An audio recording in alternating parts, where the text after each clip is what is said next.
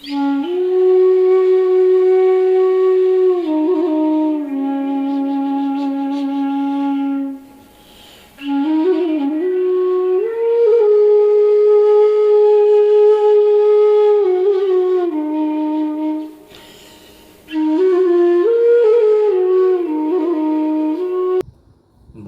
শ্রদ্ধা ও প্রণাম, ছোটদের স্নেহ ভালোবাসা জানিয়ে আজকে টপিক শুরু করছি। আমি এর আগে বেশ কয়েকটি ভিডিওতে শ্রী শ্রী ঠাকুরের অন্তর্যামিত্বের কথা তুলে ধরেছিলাম। শ্রী ঠাকুরের আশেপাশে যারা থাকতেন প্রত্যেকের মনের কথাকে ঠাকুর খুব সহজেই বুঝতে পারতেন এবং সেগুলো অনেক ঘটনার মধ্য দিয়ে আমরা প্রকাশ পেয়েছিলাম। আমি কয়েকটা ভিডিওতে তা বলেওছি। আজকে আরেকটি ঘটনা আমি এরকম বলবো, খুব মজা লাগবে। আমরা এগুলো কথা যতই জানতে পারি ততই আমাদের আনন্দ হয়। ঠাকুরের এই অন্তর্যামিতের কথা বিভিন্নভাবে যখন আমরা সেগুলো বুঝতে পারি বা জানতে পারি, ভালোই লাগে। তো তখন শ্রী শ্রী ঠাকুর খড়ম পায়ে চলতেন, তিনি খড়ম ইউজ করতেন। তো তার পা মস্কে গিয়ে ফুলে যায়, ফুলে গিয়ে সেখানে মানে পুঁচের সঞ্চার, পুঁচ জমা হয় এবং তাতে করে সেপটিকের মতো হয়ে যায়। তো যাই এরকম একটা অবস্থায় তিনি একদিন তার ঘরের বাইরে একটা ইজি চেয়ারে বসে আছেন। আরও আশেপাশে বেশ কয়েকজন লোক উপবিষ্ট, তার মধ্যে আরেকজন ইষ্টভ্রাতা সদ্য শ্রী ধীরেন্দ্রনাথ চক্রবর্তী, তিনিও একটু দূরে ছিলেন।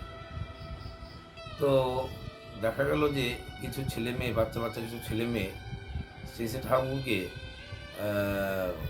শ্রী শ্রী ঠাকুরের গলায় মালাতে শিউলি ফুলের মালা গেঁথে মালা পরাতে এসেছে।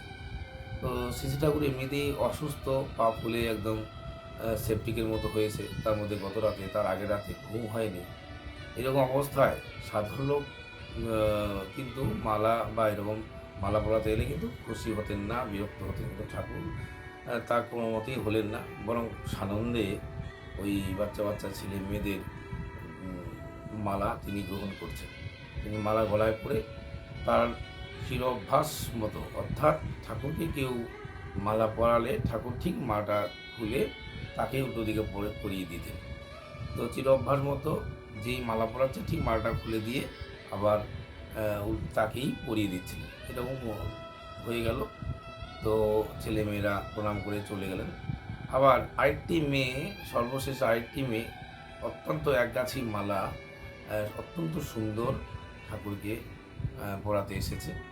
তো সেই মালাটি দেখে যে পাশে বসা ধীরেন্দ্রনাথ চক্রবর্তীরা, তার কেন যেন মনের মধ্যে হলো, মালাটির প্রতি একটু লোভ হলো।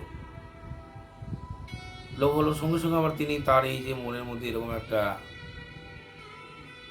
খারাপ চিন্তা এলো, অর্থাৎ মালাটার প্রতি লোভ হলো, তিনি নিজেকে সেই মন থেকে সেই ভাবটা দূর করার জন্য ভাবলেন, এ কি আমি এরকম চিন্তা কেন হচ্ছে।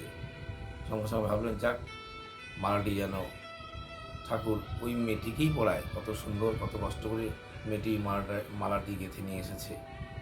তো যাই হোক, ঠাকুর সেই মেয়েটি ঠাকুরকে মালাটি দেওয়ার সাথে সাথেই ঠিক ঠাকুর মালাটি খুলে প্রথমে মেয়েটির দিকে হাত বাড়ালো, সঙ্গে সঙ্গেই পাশে দাঁড়িয়ে থাকা ধীরেন্দার দিকে তাকিয়ে বলে, নে তুই পর বলে ধীরেন্দাকে পরিয়ে দিলে।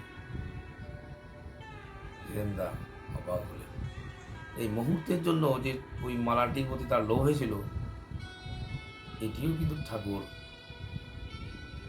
মানে বুঝে ফেলেছিলেন।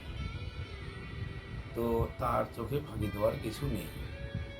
প্রত্যেকটি মালার ক্ষেত্রে ঠাকুর দেখা গেল যে পরিয়ে দিয়েছিলেন তাকেই প্রতীকে পরিয়ে দিচ্ছেন, কিন্তু এই মালাটির ক্ষেত্রে ধীরেন্দার একটু লোভ হলো, আর ঠিক সেজন্যই উল্টো দিকে ঠাকুর সেই মালাটি কিন্তু ধীরেন্দাকে পরিয়ে দিলেন। দেখুন তো কি একটা আশ্চর্যজনক ব্যাপার। এরকম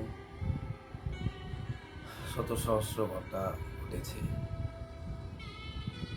ঠাকুর সবার মনে কথা বুঝতে পারতেন এবং সেগুলো তিনি বুঝে আবার সেটা আবার তাদের মনোবাঞ্ছা পূর্ণ করতেন।